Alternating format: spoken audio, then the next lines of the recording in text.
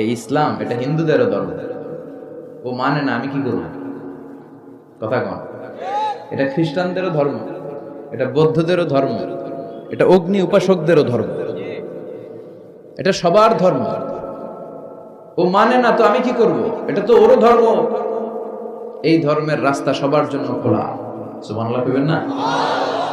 কোন হিন্দু ভাই যদি এসে বলে, হুজুর আমি এফিডেভিট করে নিয়ে আসছি, আমি হিন্দু ধর্মে থাকতে চাই না, আপনি শাহাদা বানিয়ে আমারে পাঠ করান, আমি মুসলমান হব, এই কথা বলার সুযোগ আছে? যে না, তোমার ঢোকার সুযোগ নাই।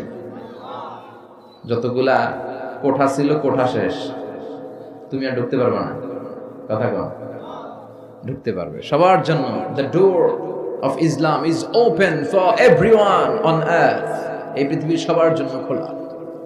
কিন্তু আপনি ইহুদি ধর্মের দিকে তাকান। ইহুদি ধর্মের একটা পদ্ধতি হচ্ছে, কেউ চাইলে ইহুদি ধর্ম গ্রহণ করতে পারে না। এটা জানেননি আপনারা? খ্রিস্ট ধর্ম গ্রহণ করা যায়, ইসলাম ছেড়ে দিয়ে আপনি খ্রিস্ট ধর্ম গ্রহণ করতে পারবেন। এই জন্য দেখবেন অনেক ব্যাপটিস্ট মিশনারি আছে বাংলাদেশের পাহাড়ি এলাকায়, ওখানে নৃগোষ্ঠী চাকমা টাকমা এদেরকে খ্রিস্টানরা খ্রিস্টান বানায় ফেলা।